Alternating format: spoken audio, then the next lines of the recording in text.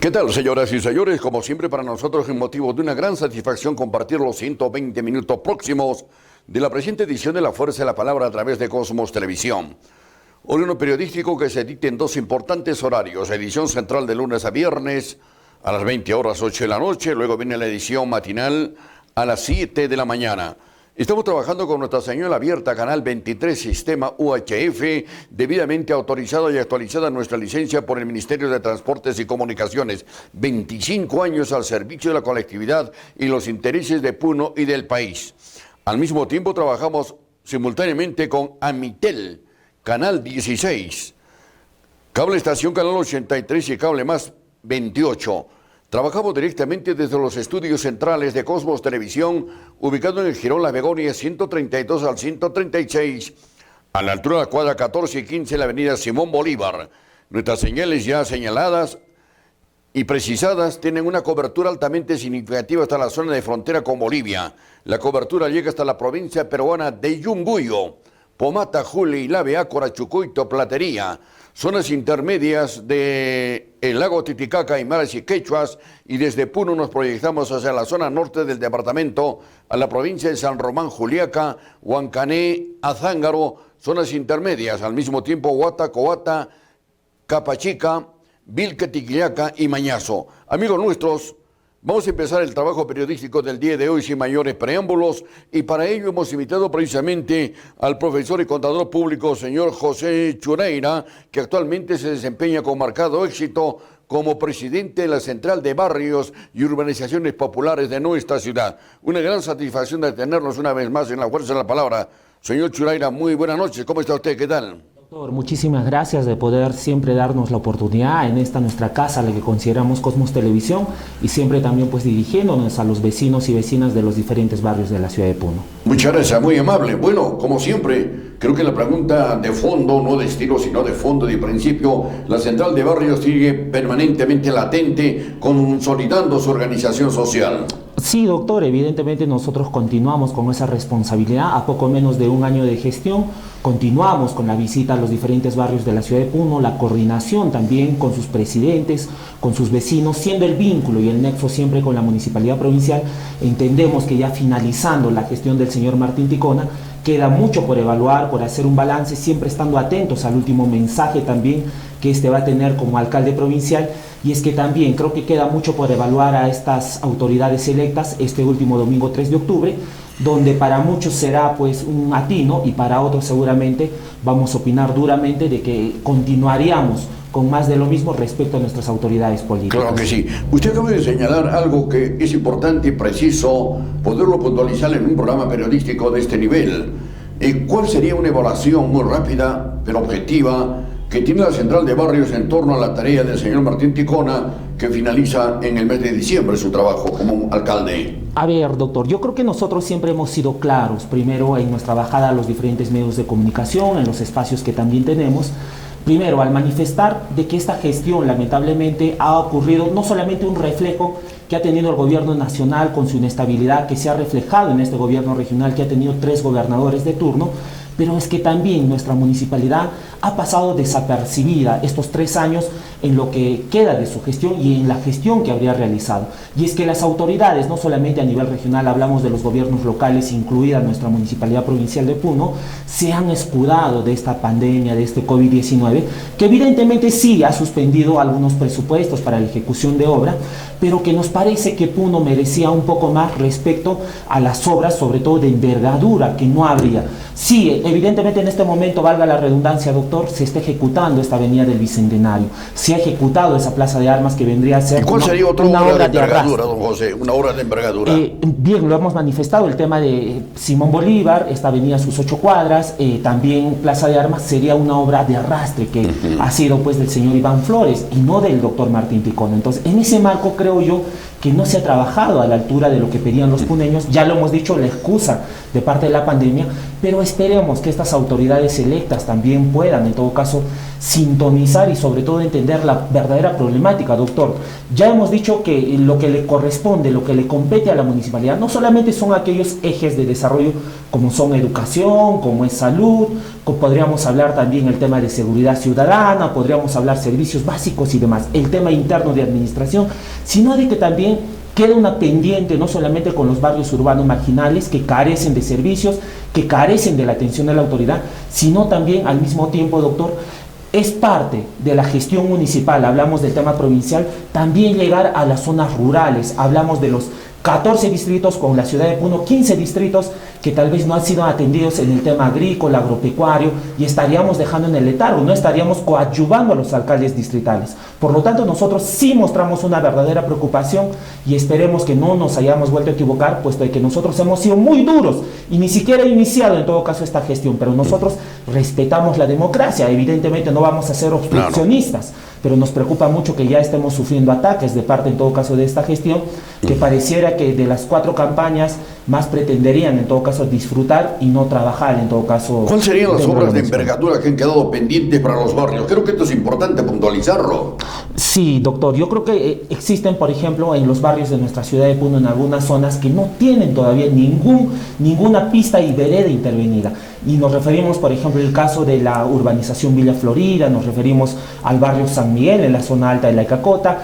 Entonces, son barrios que tienen, por ejemplo, ese, diremos, expediente técnico que está justamente para su financiamiento y que a nosotros nos parecería que sería una obra de envergadura. ¿En qué sentido? Se atendería toda una zona, también se atendería las plataformas deportivas, las áreas recreativas, se atendería otros espacios, el tema de los espacios de las áreas verdes, que también consideraría la ornamentación.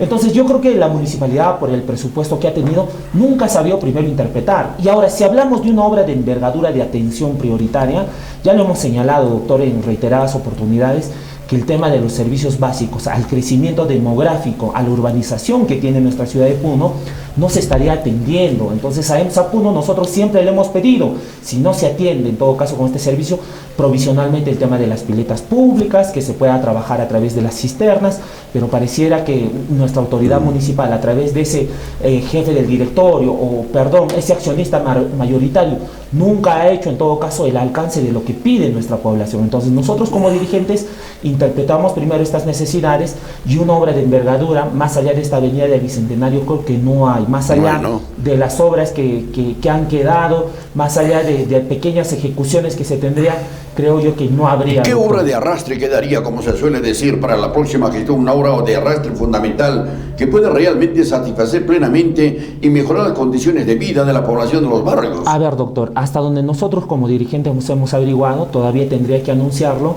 en el mensaje del 4 de noviembre el alcalde, y esperemos pues que pueda dar en todo caso noticias favorables y de decir que se está dejando este proyecto o este expediente listo para su ejecución. Entendemos que solamente así se podría dar viabilidad. Ahora, el gran inconveniente que siempre ha ocurrido en el tema de las obras, doctor, es de que se deja una carpeta de proyectos donde prácticamente especifica qué es lo que se va a priorizar para el siguiente año. La nueva gestión evidentemente va a tener 2 meses, enero y febrero, para modificar algunos presupuestos, priorizar, pero entendemos que únicamente son pequeñas obras que no pasarían incluso del 1 o 2 millones de soles, que serían básicamente en su mayoría pistas, veredas, y no habría para resaltar, doctor. Entonces yo estoy a la expectativa este 4 de noviembre, ¿qué es lo que deja el señor Martín Ticona? Ya lo hemos señalado, no se ha hecho mucho en estos 4 años, escudándose así como muchos gobiernos locales por el tema de la pandemia.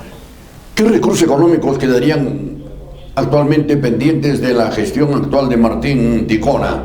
Recursos económicos que no han sido invertidos y que de repente tendrán que ser revertidos al Estado, porque se ha venido comentando, señor Chureira, en el sentido de que la municipalidad actual de Puno no ha tenido capacidad de gasto y de inversión, es decir, habrá un remanente económico significativo, entendiendo que la nueva gestión no tendrá una oportunidad de poder invertir recursos económicos en el primer año de su gestión, porque el presupuesto ya está prácticamente aprobado. Eso es cierto, doctor, totalmente cierto lo que usted manifiesta, pero nosotros también ya lo hemos manifestado, doctor, a la población, y le hemos dado a conocer que, por ejemplo, este año la municipalidad, a través también de los incentivos económicos, ha logrado casi 112 millones. Hablamos solamente en inversión pública para nuestra provincia, pero también es verdad que falta en todo caso esa capacidad de ejecución de gasto, porque entendemos que casi 55 millones únicamente va destinado para el pago de personal y demás, y el resto lamentablemente ha quedado pues vacío, esa capacidad como nosotros lo hemos dicho,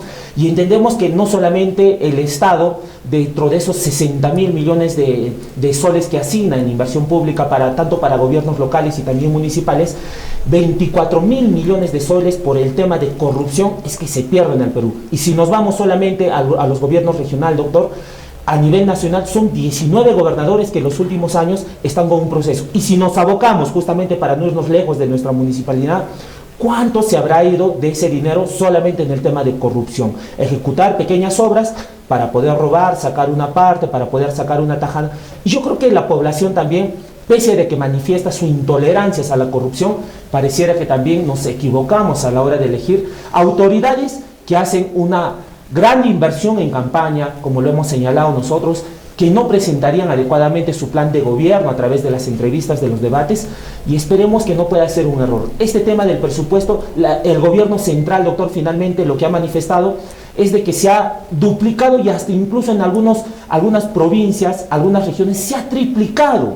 Y es que el gobierno se desentiende en todo caso y dice, ¿no?, como en el último arrubo de Pedro Castillo en nuestra región, si se le ha triplicado el presupuesto, ¿por qué no gastan y por qué piden más plata? Y es una gran realidad que también ocurre en nuestra municipalidad provincial ante esta ejecución de gasto que sería bien limitada de parte de los funcionarios, porque no se convocaría a los mejores técnicos de nuestra región y de nuestra provincia. Claro que sí. Conversando sobre el mismo rubro, señor Churaya, en su condición de presidente de la Central de Barrio y Organizaciones Populares de Puno, ¿qué espera esta organización de la nueva gestión municipal y del gobierno regional? Creo que es importante precisarlo. A ver, doctor, yo quiero hacer un paréntesis para todos los televidentes de Cosmos Televisión, doctor. Primero, de que nosotros, ya lo hemos señalado al inicio, tenemos que ser muy respetuosos del aspecto democrático, de lo que ha elegido nuestra población. Y repito, ni siquiera ha iniciado la gestión, nosotros estamos dando un punto de vista y no es posible que su gente ya esté criticando a la dirigencia diciendo de que nosotros nos ha costado 4 campañas. Yo creo que no es así. Yo creo que si se entra, así sean 10 campañas o una campaña, las autoridades electas están en la responsabilidad de poder trabajar. Y mucho cuidado porque los vamos a empezar a denunciar a aquellos que tratan de amedrentar por las redes sociales. Lo otro, doctor, nosotros, bueno, hemos tenido una posición durante esta campaña, no solamente como dirigentes, y es que nosotros como ciudadanos también podemos dar diremos, una opinión, pero una opinión donde nosotros hemos evaluado a los diferentes candidatos. Y ahora ya ante esta autoridad electa, lo cierto es que ni los dirigentes ni la población conocería mucho de qué es lo que pretendería trabajar, ya que, repito, no se ha dado a conocer el plan de trabajo a través, valga la redundancia, de las entrevistas, de los debates. Han hecho pues como una especie de estrategia ocultarse, no declarar, más aún que no ha habido tampoco un debate de parte del Jurado Nacional de Elecciones para los candidatos provinciales. Pero lo que nosotros siempre vamos a esperar es de que desde el primer año se pueda respetar la carpeta de proyectos que haya sido dejada por la gestión pasada, de que se pueda priorizar las obras que realmente necesita Puno, y nosotros como dirigentes vamos a ser fieles fiscalizadores hasta que se cumpla en todo caso lo que nos ha encomendado el tiempo, el periodo, como dirigentes, como presidentes, hasta donde nos dé la confianza a nuestros vecinos. Entonces yo creo que en ese marco, doctor, no es solamente ser obstruccionistas, sino nosotros ya estamos previendo que para el mes de febrero vamos a convocar no solamente a la directiva de la Central de Barrios, sino también vamos a convocar a todos los presidentes de barrios de la ciudad de Puno para que ellos también puedan exponer su problemática. Entendemos que es función del alcalde también escuchar, y nosotros también vamos a dar a conocer cómo es que nosotros en este tiempo, poco menos de un año hasta esta parte, hemos ido viendo esa problemática, esa demanda que tiene la población, pero que no ha sido atendida, repetimos, por las autoridades, por sus funcionarios, que no conocerían no solamente la realidad de Puno, sino que no conocerían las necesidades que tendrían sobre todo los barrios urbanos marginales de nuestra ciudad de Puno. Y si hablamos del tema céntrico o para la provincia en general, nunca se ha podido plantear una obra de envergadura. Yo no sé, doctor, por ejemplo, para mí no me parece descabellado el tema del teleférico. Es verdad que existen otras prioridades, pero por ejemplo, a eso nosotros, para poder recuperar el tema del turismo, sí podríamos hacer un apoyo total para que se pueda conseguir. Si no es por el Estado, podría ser por la inversión privada, pero nadie, por ejemplo, de nuestras autoridades se atreve a plantearlo. Así es. Creo que importante y trascendental es iniciar un diálogo con las autoridades recientemente elegidas. Dentro de su plan de trabajo que está previsto. Sí, doctor, nosotros definitivamente tenemos que empezar a reunirnos con estas autoridades electas, tenemos que empezar a hacerle llegar que no solamente es prioridad de ellos continuar con ese trabajo como lo hemos manifestado, sino que hay una agenda muy amplia, doctor, respecto también a lo que ha quedado pendiente en la ejecución del gobierno regional. Hablamos, por ejemplo, del tema del Hospital Regional Manuel Núñez Butrón. La autoridad municipal, provincial, no debería desentenderse, por ejemplo, de ello. No debería desentenderse de esta avenida del Bicentenario, que tendría incluso una continuidad hasta la zona de Icho, entendemos, ¿no? Pero yo creo que así como esta, se tiene que trabajar no solamente con los colegios profesionales, organizaciones sociales, sino que, repito, siempre se tiene que aperturar también a los presidentes, a la población, que tiene reclamos constantes y que muchas veces los funcionarios no tienen esa capacidad para poder absolver, para poder en todo caso atender esa demanda que tendrían, doctor. Claro que sí. En esta reunión de diálogo de apertura entre la Central de Barrios y las autoridades municipales especialmente, ¿qué planteamiento prioritario ustedes plantearían para que la municipalidad a través de la nueva autoridad realmente pueda concretizarla, financiarla? Doctor, mire, ya lo hemos señalado. La autoridad municipal primero se ha desentendido de los distritos de nuestra provincia de Puno, no se ha podido trabajar más allá de un tema de contrapartida, en el tema de, diremos, de plataformas deportivas. Yo creo que por el agro, por lo que requiere nuestro hermano rural de nuestra provincia, no se ha podido trabajar. Pero Puno principalmente tiene pues una serie de falencias y carencias que todas merecen ser atendidas. Evidentemente estoy repitiendo a cada momento que hay, por ejemplo, necesidades que deben ser prioritarias. Por ejemplo, el tema de agua, de desagüe, servicios básicos en algunas zonas. Pero ahí, doctor, hay que repetir, ¿no? Nosotros ya lo hemos anticipado. El tema, por ejemplo, de los residuos sólidos, ese botadero de Itapayumi, Cancharani, tendría una proyección ya de 2 a 3 años y después estaría colapsando y tendríamos el problema de Culiaca, el mismo problema de Chilla. Yo creo que el tema de inseguridad ciudadana Puno, a esa ciudad pequeña, pues se sigue agudizando el tema de la inseguridad y vemos que hay asaltos constantes, robos incluso en viviendas. Estamos hablando de nuestra ciudad de Puno. Hemos visto que el tema de transportes, por ejemplo, es un tema que hasta el día de hoy las autoridades se desentienden. ¿Por qué? Y no quieren hacer una reforma total, estructural del sistema vial en Puno, porque nosotros suponemos y presumimos que son los mismos empresarios que desde la campaña ya los tienen, con este término, doctor, del cogote, y estos no se atreverían, por ejemplo, a atender aquellos sectores que sí necesitan el servicio urbano para que estos puedan prestar servicio, y es que en muchos casos abusan. Mire, doctor, pero también hablamos de que es responsabilidad de la municipalidad atender el tema de salud. Pocos de la ciudad saben que ese policlínico municipal sí está atendiendo, pero que no es gratuito en sus servicios, ¿no? Nosotros, como ya también lo hemos presentado a través del espacio. Entonces, ¿qué es lo que estaría ocurriendo? La municipalidad no interpreta que todos los ciudadanos estamos asegurados y estamos también dentro del SIS, y que este policlínico no estaría cumpliendo con su función porque no es gratuito. Entonces no se estaría haciendo una proyección en la comunidad, en temas de salud no se estaría potenciando, coordinando con el MINSA, con demás instituciones de salud. Yo no sé en el tema de educación las últimas gestiones que han trabajado, más allá, diremos, de la construcción de infraestructura, cuando vemos que, por ejemplo, existe todavía gran parte de nuestra juventud que por carecer de recursos económicos tiene cierta limitación, por ejemplo, en su preparación universitaria, o de reconocimiento a aquellos primeros lugares, o a ese docente tan abnegado, sacrificado, que hace un sacrificio. Entonces, son competencias de la municipalidad, pero que dentro de todo esto sí, pues hay prioridades. El tema de los recursos financieros no son suficientes, pero ya lo hemos dicho también, cuando se le asigna o se hace gestión, estos tienen la incapacidad para poder ejecutar.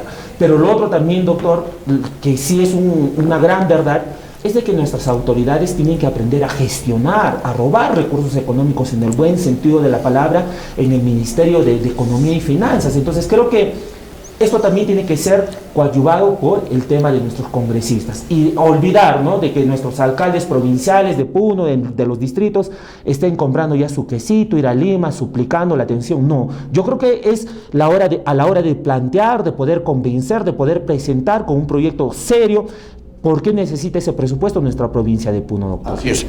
Señor Churaina, a ver, díganos, ¿qué porcentaje aproximadamente de la población tiene un servicio completo de agua y servicios de desagüe y de energía eléctrica?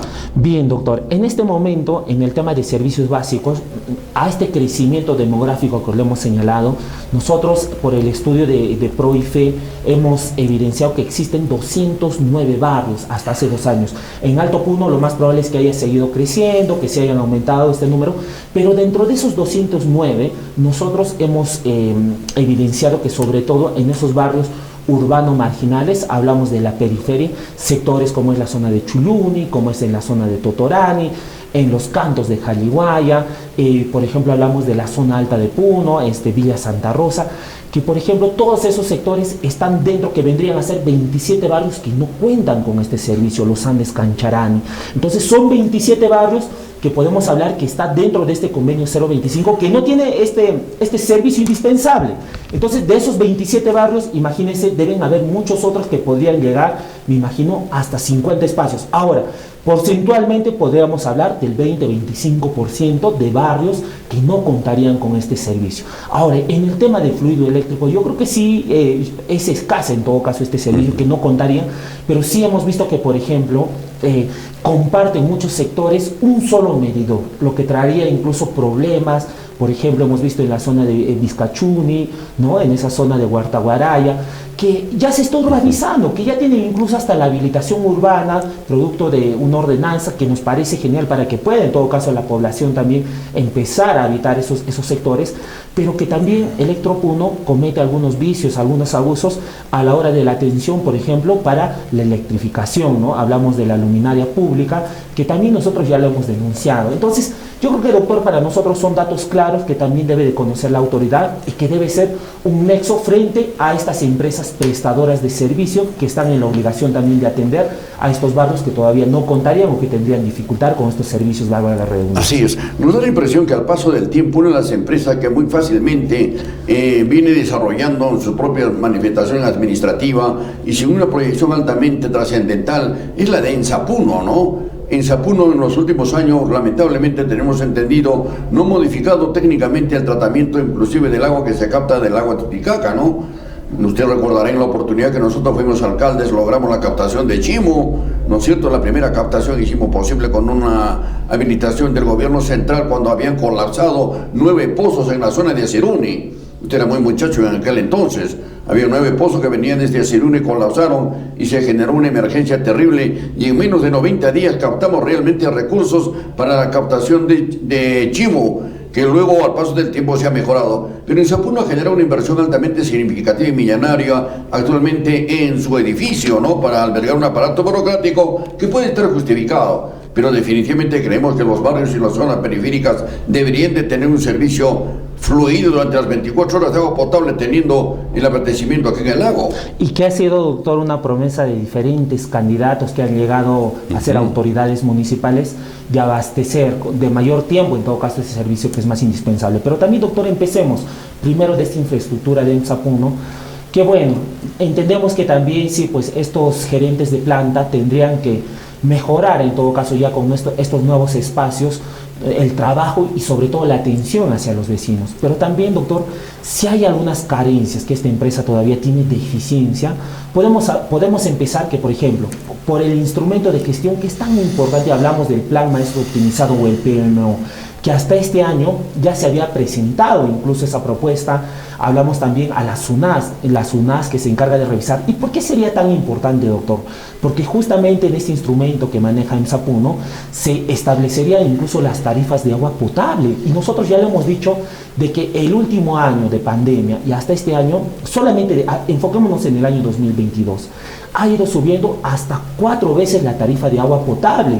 Evidentemente la población no lo siente, a veces no se da cuenta porque esa suba justamente asciende a 30 céntimos, 40 céntimos, pero que, mire, doctor, si nosotros hacemos la suma, esto ya sería al borde de 2 soles, 3 soles, y que se seguiría incrementando. ¿Y el servicio cómo mejora si se incrementa en todo caso también el pago hacia este servicio? Pero nosotros, doctor, hemos sido también duros, no solamente con Ensapuno, que no solamente mejora este servicio, y es que ya lo hemos dicho, el agua, como usted lo ha manifestado, es totalmente insalubre, sobre todo en toda la zona céntrica de nuestra ciudad, porque las tuberías hasta el día de hoy son de asbesto, incluso se ha comprobado que son cancerígenos, estamos envenenando, matando a nuestra gente. Entonces, ¿qué hacer?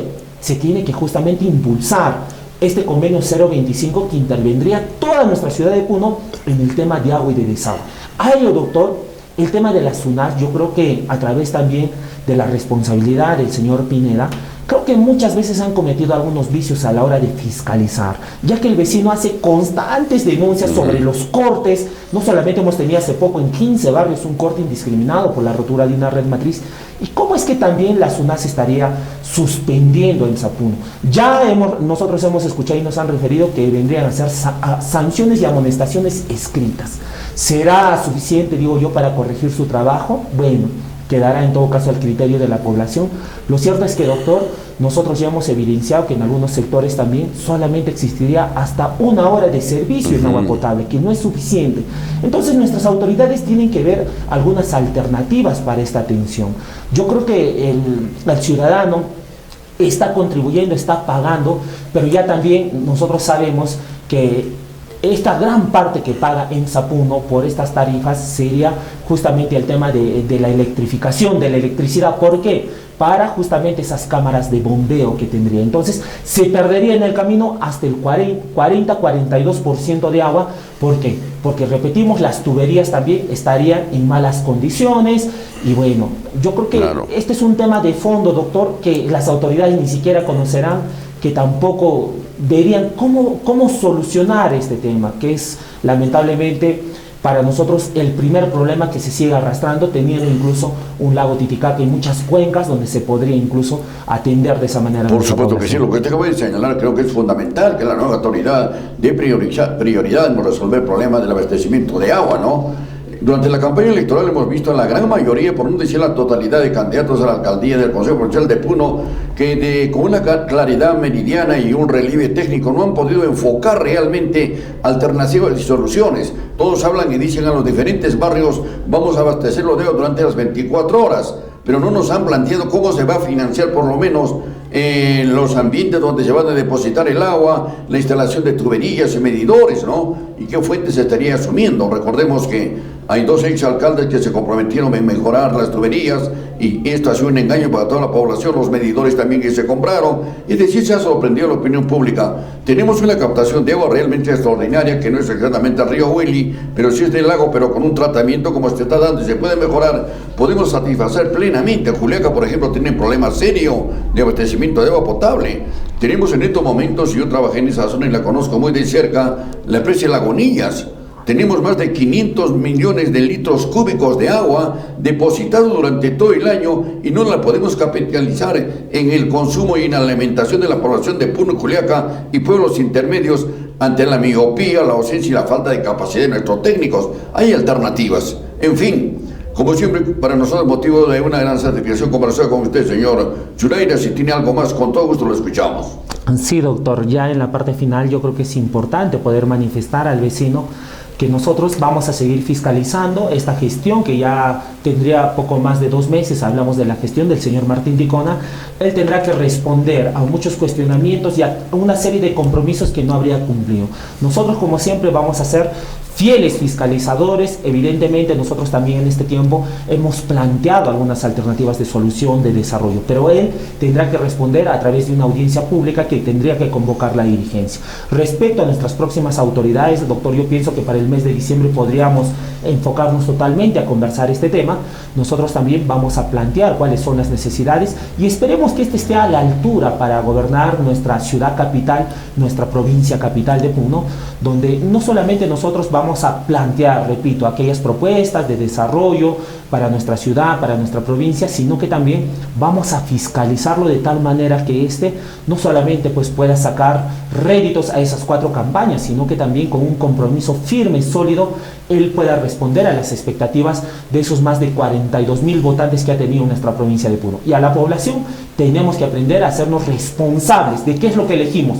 Basta ya de lamentos, la dirigencia ya no está para revocatorias, usted tendrá que asumir la responsabilidad de su voto.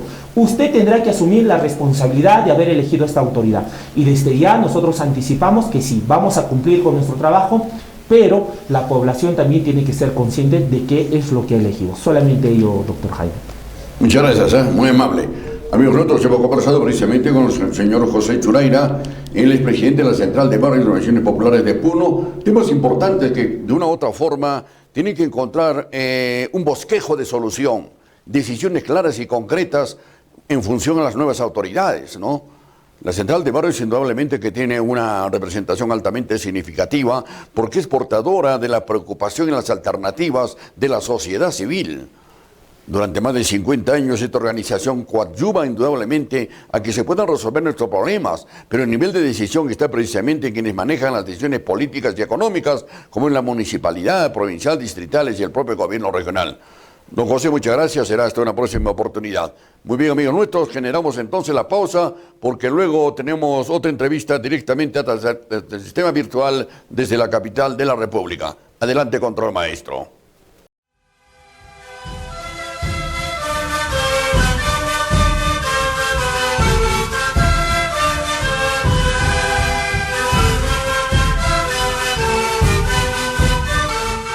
Cosmos, pueblo y cultura.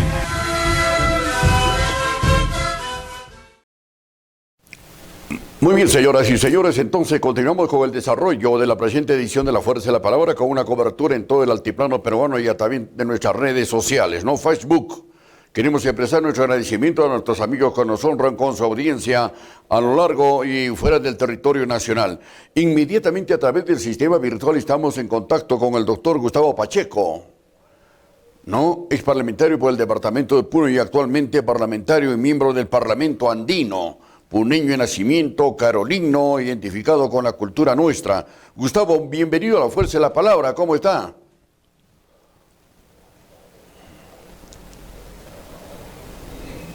Hola, querido doctor, muy buenas noches. Encantado de poder estar en esta comunicación desde el Parlamento Andino y desde el Congreso de la República. Para nosotros motivó una gran satisfacción conversar con el doctor Pacheco después de algún tiempo y creo que es importante que él también pueda darnos a conocer algunas de sus gestiones, pero en todo caso tenemos algunas inquietudes preliminares. Empezaremos. Gustavo Pacheco es un político permanente que está acorde a la realidad social, económica, política del país y del departamento de Puno. ¿Cuál es su opinión sobre la elección del flamante alcalde de Lima Metropolitana? Bueno, el ingeniero Rafael López Aliaga es el presidente del partido Renovación Popular. Yo soy el secretario general fundador de Renovación Popular. Y en este camino, primero, la presidencia fue expirada y delegada el año pasado, pero ahora, por un estrecho margen, el pueblo de Lima lo ha elegido como el mandatario de la comuna limeña. Y en ese sentido, según la Constitución Política del Estado y según la Ley de Bases de la Descentralización, Ley Orgánica de Regiones, de Gobiernos Regionales y de Municipalidades, él tiene doble función, como alcalde metropolitano de Lima y como gobernador de Lima Metropolitana, el gobierno regional de Lima Metropolitana. Por tanto, estamos en el estudio jurídico que a mí me ha tocado encabezar. Él me ha encargado que vea con un staff de abogados juristas cuál sería la performance, si debe juramentar únicamente como alcalde o ya debe juramentar como gobernador del gobierno de la región de Lima Metropolitana. Por supuesto que sí. Las primeras declaraciones precisamente del señor Rafael López Aliaga ha sido en el sentido de que todavía no va a aperturar un diálogo con las instancias del gobierno central. ¿Usted está informado sobre esta propuesta, esta insinuación del flamante alcalde? Sí, ayer hemos estado juntos, hoy también. Lo hemos recibido en el Congreso de la República con mi bancada, encabezada por el almirante Jorge Montoya. Hemos estado con nuestros almirantes, nuestros pastores, la doctora Gladys Echaíz, y con el presidente del Congreso, el general William Zapata. allí con todo el Consejo Directivo. Ha habido el primer diálogo entre el presidente del Congreso y el futuro gobernador de Lima, y públicamente ha dicho el jefe congresal que no quiere hablar con el presidente Castillo. Él entiende que un personaje que tiene 6, 7 carpetas fiscales no se le puede avalar, y que tampoco con los ministros, así lo ha dicho, tampoco con los ministros que se prestan a ese juego, pero que sí habrán instancias intermedias que podrán entenderse. Así es. Bueno, empecemos ahora para tratar otro tema que también es importante a nivel nacional. Actualmente el doctor Gustavo Pacheco es miembro del Parlamento Andino. Aquí en Puno, en varias oportunidades, hemos entrevistado a políticos, abogados, asesores del gobierno regional y también del Parlamento Nacional Peruano, y tienen de una u otra forma ciertas inconsecuencias de apreciación y de resultado de trabajo del Parlamento Andino. Esta no es ninguna novedad, permanentemente siempre han surgido apreciaciones un tanto alejadas del objetivo y los propósitos del Parlamento Andino. Quisiéramos conocer ahora que es miembro del mismo Gustavo Pacheco. Hemos conseguido varios temas. Primero voy a empezar por lo que hemos conseguido. Ya tenemos nosotros ahora ciudadanía andina. La ciudadanía andina significa, doctor Ardiles, que este DNI es suficiente para ingresar a cualquier país andino, sin visado. Basta con poner el DNI y uno puede entrar en otro país. Estamos hablando que en el Parlamento andino está Perú, Chile, Colombia, Ecuador y Bolivia. Pero además de ingresar, doctor Ardiles Franco, uno puede quedarse a trabajar en el otro país. Uno puede quedarse y ser abogado en el otro país, ser médico en el otro país. Igual que en Europa, un italiano puede vivir en España o un alemán puede vivir en Holanda. Ahora eso ya está así desde este año. Tenemos además pasaporte común. Con el pasaporte común podemos viajar a cualquier parte del mundo como andino. Tenemos también el roaming. Mañana que se vaya usted a Bolivia, va a poder tener llamada local. Ya no tiene que tener llamada internacional. En cualquiera de esos países ya la llamada es nacional, es local. ¿Qué nos falta? ¿Qué nos queda? Dos temas. Uno, que el Parlamento andino tenga normas vinculantes de obligado cumplimiento. Y dos, que tengamos moneda común. En ese camino estamos. Ahora al Perú le corresponde la presidencia pro tempore y vamos a impulsar esos dos trabajos, entendiendo que esta es una lucha larga, porque tenemos 5.000 años de historia. La patria andina no ha nacido ayer. El Perú no tiene 200 años, tiene 5.000 años. Y estamos en ese proceso de reconstrucción del Tahuantinsuyo. Interesante, ¿no? Voy a tomar las últimas declaraciones suyas, Gustavo. Reconstrucción del Tahuantinsuyo. En la actual coyuntura de globalización, la situación económica del país, la coyuntura política, estamos hablando de reconstruir, de recoger y de acondicionarnos a la estructura social, económica del Tahuantinsuyo, o de repente es una miopía política de alguna corriente ideológica.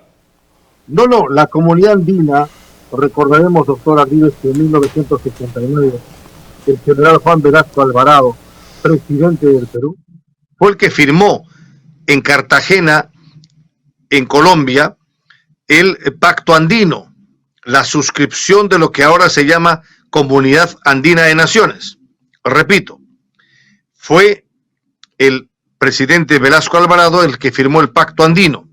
Y desde entonces, los países, incluido Venezuela, que volverá pronto, formamos parte del mismo espacio geográfico y político de lo que fue el Tahuantinsuyo. Cuando nuestro padre Manco Cápac sale de Puno, del lago Titicaca, de la cultura tiahuanaco, va a Cusco a fundar el Tahuantinsuyo, 4 regiones. Y justamente las 4 regiones son las que abarca desde Chile hasta Venezuela la comunidad andina. A eso me refiero, a que volvamos a entendernos. No concibo que Bolivia y Perú tengamos un derecho diferente si somos el mismo pueblo? Escuchando al doctor Pacheco de hace 20, 30 años, cuando tenía los albores ideológicos, indudablemente con la misma lucidez y la proyección de servicio a la comunidad. Pero definitivamente este Parlamento andino, y formulo la pregunta, Gustavo, porque la opinión pública en las oportunidades que entrevisto dice, queremos conocer el Parlamento andino, qué objetivos, qué propósitos, y en qué medida tiene su vocación realmente de coadyuvar a una política de integración, de desarrollo y de proyección social y económica. Es una pregunta y me da la impresión que desde el interior del Parlamento andino, aquí en el Perú, no se genera una difusión realmente objetiva. ¿Qué propuestas tenemos, por ejemplo, en el Parlamento andino que puedan integrar al Perú al resto de países? Es normal porque no tenemos un medio de comunicación. El Congreso de la República tiene ahora un canal de televisión, que fue mi propuesta al presidente Andrés López Arao, y pusimos un canal de televisión. También he propuesto en Bogotá, Colombia, que es donde está nuestra sede, un canal de televisión Para que los ciudadanos andinos puedan ver lo que hacemos. Tenemos varias comisiones, somos un parlamento, igual que el resto de congresos, en vez de ser un parlamento nacional, somos un parlamento supranacional. 5 países, repito, Perú, Chile, Colombia, Bolivia y Ecuador. Somos 130 millones de personas y nosotros representamos el órgano deliberativo fiscalizador del sistema andino de integración. En ese sistema andino, el poder ejecutivo está en Lima, se llama Comunidad Andina de Naciones. El poder judicial está en Ecuador, se llama Tribunal de Justicia Andino. En Bolivia está la Universidad Andina Simón Bolívar. Y luego en Colombia está el poder legislativo que se denomina Parlamento Andino. Desde allí, por ejemplo, acabo de presidir en Lima una cumbre mundial de derecho comunitario andino. Hemos traído juristas de todo el planeta, Asia, Oceanía, África, Europa y América, porque yo creo, doctor Ardiles Franco, usted como abogado, como catedrático, como doctor en Derecho, va a entender lo que le digo. Yo presido el Comité Internacional de Derecho Comunitario Andino en el Parlamento Andino, que lo que busca es unificar el derecho comunitario andino. Igual que hizo Europa, que ahora tiene un solo derecho comunitario europeo, nosotros también debemos tener un solo derecho comunitario andino, que en las facultades de nuestras universidades, los estudiantes de Derecho y de Ciencias Sociales puedan estudiar el derecho comunitario andino, porque no tenemos que separarnos de Bolivia, de Ecuador, de Colombia, de Chile, porque somos la misma nación. En ese mismo camino vamos a intentar, en Yunguyo, estamos impulsando la formación de la Universidad Binacional Aymara Andina desde el Parlamento Andino. Son esfuerzos que estamos realizando y que van encaminados, repito, a la restauración del Tahuantinsuyo en lo que es políticamente integrado, pero ya con la visión del siglo XXI. A ver, lo que usted acaba de plantear nos parece una motivación trascendental, ¿no? De podernos integrar. Usted habla, por ejemplo, de un derecho comunitario andino, pero entendamos también que el pluralismo jurídico ni en el Perú, ni en Bolivia, ni menos en Chile, ni en Venezuela, ni en Colombia, en Ecuador tiene pasos importantes. El pluralismo jurídico en estos momentos también analiza esta concepción de integración del pluralismo objetivo práctico que tenemos con el derecho consuetudinario. Pero ¿dónde queda este pluralismo jurídico del Perú ante la propuesta de un derecho comunitario andino que usted nos está haciendo referencia? Hay 4 momentos en el derecho comunitario andino que ya hemos precisado. Primero, 5.000 años de historia. El derecho comunitario originario, precolombino. Ese es el primer momento. El segundo momento es el derecho comunitario virreinal, de cuando estuvieron aquí los españoles, derecho comunitario indiano. El tercer momento es el derecho comunitario republicano, de cuando Bolívar ya nos formó en varias repúblicas. y finalmente el actual, el derecho comunitario contemporáneo, que viene desde el Acuerdo de Cartagena, cuando se fundó el Pacto Andino. Tenemos la Corporación Andina de Fomento, la CAF, el Convenio de Salud Hipólito Unanue, tenemos el Consejo Andino Empresarial, el Consejo de Alcaldes. Estamos fortaleciendo nuestro espacio común y por eso, lo digo con mucha hidalguía, doctor Ardile Franco, soy el promotor y el presidente del Comité Internacional de Derecho Comunitario Andino. Si algún legado quiero dejar, es el derecho comunitario andino. No quiero incomodarlo de ninguna manera porque yo soy sumamente respetuoso y conozco su trayectoria política. Lo que usted acaba de señalar tiene su fundamento y es una legitimidad de su función y su cargo de lo que está proponiendo en esta comisión del Parlamento andino, doctor Pacheco. Pero me invita indudablemente que como periodista y abogado me pueda usted precisar lo que acaba de señalar. Cuando estamos hablando del pluralismo jurídico en el Perú, usted me está hablando de una vertiente paralela que no enriquece el pluralismo jurídico. El pluralismo jurídico es una constante permanentemente de enriquecimiento de la normatividad legal en varios países del mundo. Y su historia viene desde hace muchos siglos atrás del siglo XVI, el siglo XVII. Pero ¿cuál es realmente el paso importante, el resultado de estos momentos históricos del derecho comunitario andino que usted nos hace referencia para poderlo integrar al pluralismo jurídico del Perú en estos momentos, tomando en consideración, doctor Gustavo Pacheco, de que la legislación peruana no es ninguna manifestación original propia de los peruanos, sino es un remedio y una copia de derechos constitucionales de otros países, el mismo Código Civil, el mismo Código Penal, el derecho constitucional, en fin, no tiene ninguna originalidad realmente peruana, sino ha sido acondicionada de otras realidades. Pero ahora, integrándonos a la propuesta que hace el Parlamento Nacional de un derecho comunitario andino, creo que no se está fortificando resultados de un pluralismo jurídico nacional. Bueno, ha dicho usted bien. El derecho peruano, boliviano, Ecuatoriano, chileno, colombiano, mexicano, son parte de lo que Hurtado Pozo llamó la ley importada. Este derecho nuestro no es nativo. El derecho positivo que tenemos surge del derecho romano. El derecho romano fue traído aquí por los españoles. Ha hecho usted mención del Código Civil. El Código Civil napoleónico de 1804, desde 1802. Eso es el Código napoleónico que vino casi enterito a nosotros. La Constitución de Cádiz de 1810 vino directamente hacia nosotros, aun cuando estas Cortes, este Congreso Constituyente, fue presidida por un peruano, Vicente Morales Duárez. Lo que entiendo de su pregunta es del pluralismo jurídico, cómo respetar y cómo armonizar. Le he escuchado hablar del derecho consuetudinario. Lo que pasa es que eso no está claro. Estamos en un agujero negro donde justamente yo estoy entrando. ¿Por qué?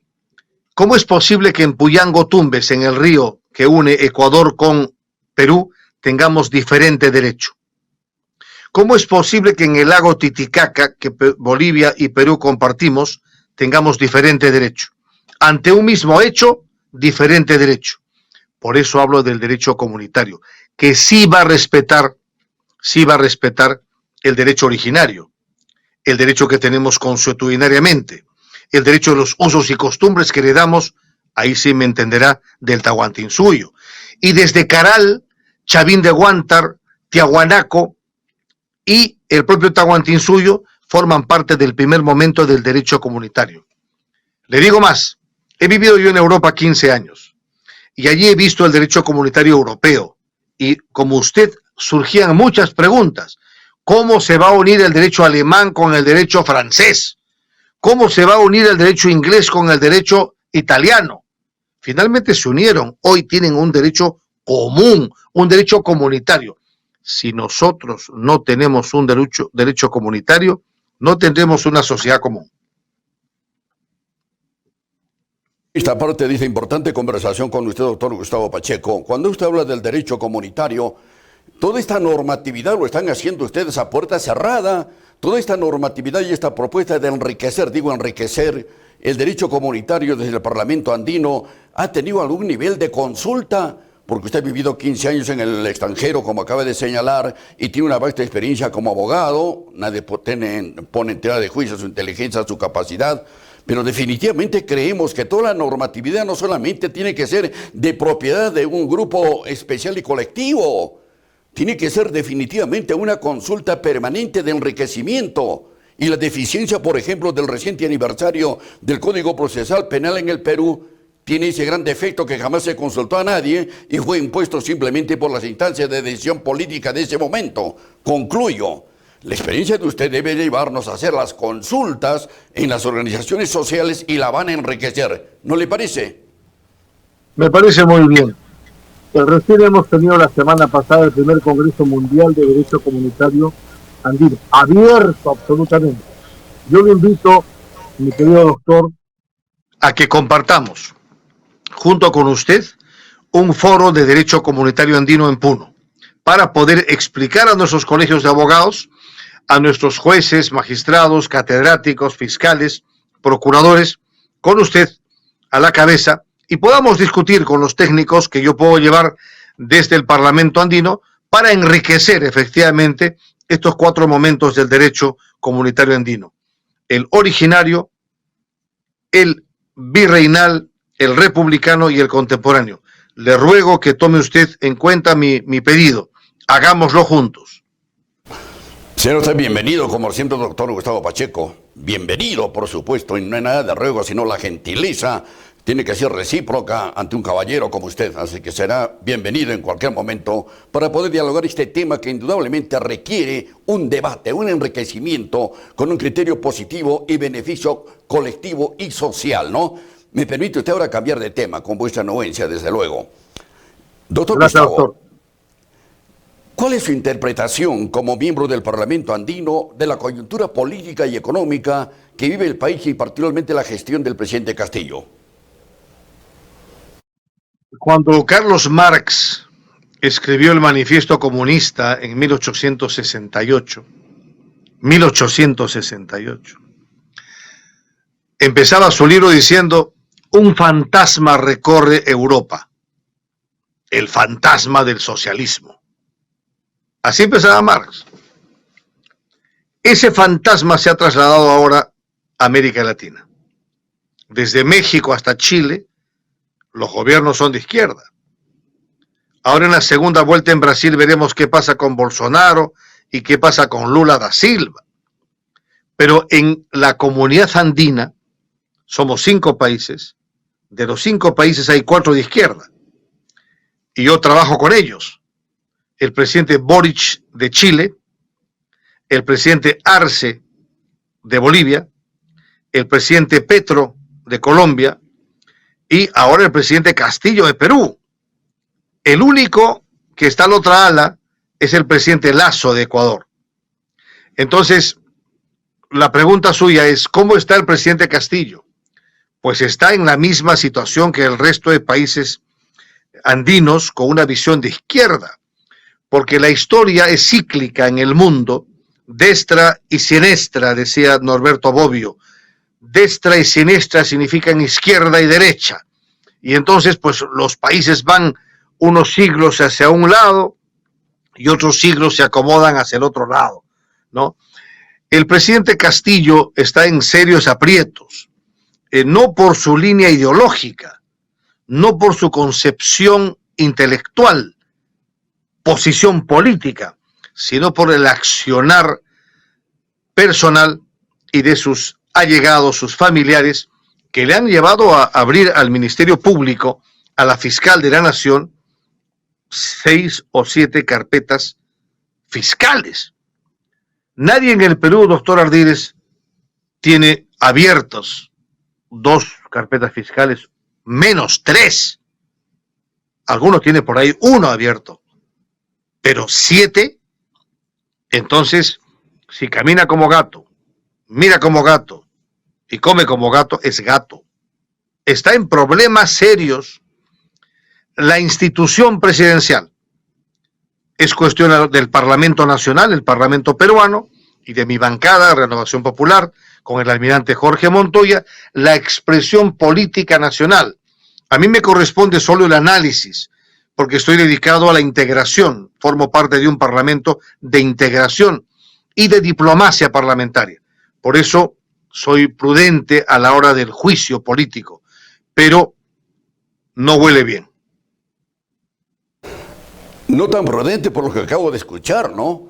Porque lo acaba de calificar precisamente con 7 carpetas o 6 carpetas al presidente Castillo. En primer lugar, desde el ejercicio, aquí como periodista yo mantengo, que usted conoce perfectamente, un pluralismo muy amplio, no tengo ningún criterio de identificación partidaria, ideológica, con ninguno de los grupos políticos que existen o no existen en el país. Pero tengo una inquietud. Si tiene Castillo en estos momentos 7 carpetas fiscales, ¿en qué momento usted ha censurado también denuncias judiciales ya en procesos de investigación casi concluidos de 3 y 4 presidentes de la República? Es importante conocer la opinión del doctor Gustavo Pacheco. Sí, hemos tenido lamentablemente uno peor que el otro. Y aquí hay que preguntarnos, doctor Ardírez, ¿qué está pasando con nuestra democracia, con nuestros partidos políticos, con nuestros líderes? Sí, pues el PPK nos instaló en el infierno. Kuczynski nos instaló en el infierno. Y Vizcarra fue el administrador del fuego. Así fue. Y desde entonces caímos en un barril sin fondo. Espero que en algún momento toquemos fondo. Yo no puedo sino deplorar la situación de aquellos presidentes comprometidos con todo su accionar. Mire, el Che Guevara decía que en política uno puede meter la pata, pero nunca debe meter la mano. Deploro a todos los presidentes, alcaldes, gobernadores regionales, congresistas, ministros de Estado, que le roben un sol al pueblo. Ese es dinero sagrado. Yo lo he aprendido de mi padre y mi madre. No me lo han enseñado en mi colegio carolino, ni en mi colegio mercedario. Me han enseñado mi padre y mi madre a no robar. Y los incas eran sabios. No suba, no yuya, no queya. Ama. Muy bien, no quiero terminar esta importante entrevista con el doctor Gustavo Pacheco, que lo veo y lo aprecio muy sinceramente con sus declaraciones objetivas, claras de la coyuntura política, ¿no? Pero en todo caso no tenemos un solo partido político con estructura, con ideario en estos momentos, capaz de orientar la política integral del país. Vea usted, doctor Pacheco, el domingo próximo pasado hemos asistido a las elecciones para elegir nuestras autoridades municipales y regionales. Y han desaparecido, no por arte de magia, sino porque el pueblo así lo ha decidido, los pocos partidos políticos que teníamos en el país. Lo que tenemos en estos momentos son corrientes de grupos y grupillos de personas con ciertos grupos económicos y otros grupos que surgen simplemente con un antagonismo eminentemente familiares y personales. Esta democracia está debilitada, ¿no le parece? Absolutamente, absolutamente. Mire usted, doctor Ardírez, hablo claro. Soy prudente, pero hablo claro. Han entrado los mercaderes en el templo. Han ingresado los mercaderes en el templo del Estado. Del Estado. Sí, el templo del Estado. Han ingresado mercaderes Que lo que quieren es apoderarse del Estado, y son grupos de poder, son grupos económicos, y sí, son dinastías familiares. Los partidos políticos han sido castigados porque cayeron en un demérito que todos conocemos. Esperemos que se pueda recomponer la masa crítica en algunos partidos. No obstante, esta es la realidad. Los buenos hombres, las buenas mujeres no están participando en política. Quienes están participando en política son los mercaderes y los desocupados. Los desocupados que no tienen una actividad propia y entonces son parte de la cola del mercader. El mercader lo tiene claro, está entrando a coger los dineros públicos. Y bueno, el próximo año, doctor Ardírez, yo cumplo 50 años en la vida política. Empecé en la Merced, en 5º año de primaria, el día en que el general Falconí Mejía apresó a mis profesores Jaime Nina Chávez y Howard Orihuela Paredes. Ese día empecé con una toma de local en mi colegio primario, mi carrera política. Y en la secundaria, en el Carolino, ahí también estuvimos enfrentados a la dictadura militar del presidente Francisco Morales Bermúdez, y después ya en Lima empecé con Alfonso Barrantes Lingán mi andadura ya de joven universitario. Así que el próximo año, doctor Ardiles, cumplo 50 años en la vida política y no he sido nunca sindicado en ninguna situación irregular que tenga que lamentar mi familia. Así que lo digo ante usted, que es un hombre honrado y honesto y que ha discurrido por la vida política con enorme prestigio de honestidad, que solamente pues conforman la categoría y la dinastía de quienes tenemos cierta estirpe de honradez en nuestros árboles genealógicos. Doctor Pacheco, gracias por sus palabras alusivas a mi modesta persona. Me siento sumamente honrado y honradísimo por sus expresiones. Bueno, nos despedimos. Y para terminar, sobre partidos políticos, ¿qué dice su nuevo partido político que actualmente ha ganado meritoriamente y respetamos, y hay que respetarlo en el cargo, al empresario Rafael López Aliaga? No es un nuevo partido, es el mismo partido Solidaridad Nacional, en el cual yo milito hace 14 años, invitado por el doctor Luis Castañeda. Luis Castañeda es el que me invitó al partido. Hace 14 años. Él ha fallecido y nosotros hemos refundado el partido. Y a mí me ha correspondido, como abogado, porque Rafael es ingeniero, refundar el partido ante el Jurado Nacional de Elecciones, con nuevos estatutos, con nuevo símbolo. Y en esa circunstancia, el pueblo de Lima, los provincianos somos 80% en Lima, y él es chiclayano, y él es Cazorla, que tiene familia en Lampa. Hemos ido a visitar Lampa con él, y tiene ahí familiares todavía. De tal forma que los Cazorla de Puno son parientes de Rafael López Aliaga Cazorla. Su apellido materno es Cazorla. Así que bueno, vamos a rezar por él, por su gestión. Yo no estaré en la gestión, yo estoy en el Parlamento andino, en la integración andina, pero estoy vigilante y observando que su actividad sea primero exitosa y luego honesta, que es lo que todos queremos. Así es. Gustavo, ha sido usted muy generoso también, muy amplio y pluralista de conversar con nosotros, como siempre. Muy honrados. Será hasta una próxima oportunidad. Si hay algo más, con todo gusto lo escuchamos. Muchas gracias, mi querido doctor Ardiles. Yo aprendo siempre de usted, desde muy niño, y aprendo de la voz de la palabra, aprendo de la forma como se despedía usted cuando lo escuchábamos en el colegio. Nada nuevo bajo el sol. Y esto era para nosotros un recuerdo infinito. Y los que hemos hecho periodismo, y esta semana hemos estado de aniversario, felicidades a todo el espíritu directorio y staff de Cosmos Televisión. Y mi deseo de que siempre sigamos en este camino para construir la patria andina. Jausachun Puno, Jayaya Puno, viva Puno. Muchas gracias, muy buenas noches. Será siempre bienvenido a la Fuerza de la Palabra de Cosmos Televisión. Hasta una próxima oportunidad. Muy bien, señoras y señores, hasta pronto, buenas noches. Amigos nuestros, hemos conversado con el parlamentario puneño, el doctor Gustavo Pacheco, ¿no? Él es miembro del Parlamento Nacional. Hemos abordado una serie de temas que creemos que es importante hacerlo y lo manifestamos con toda amplitud y un pluralismo que ponemos de manifiesto en la Fuerza de la Palabra, respondiendo a las expectativas de la multitudinaria audiencia que nos acompaña a las diarias ediciones de este programa periodístico al servicio de los intereses de Puno y del país, sin interés ni una vocación personal, ni mucho menos familiar, ni de grupo político. La pausa y continuamos.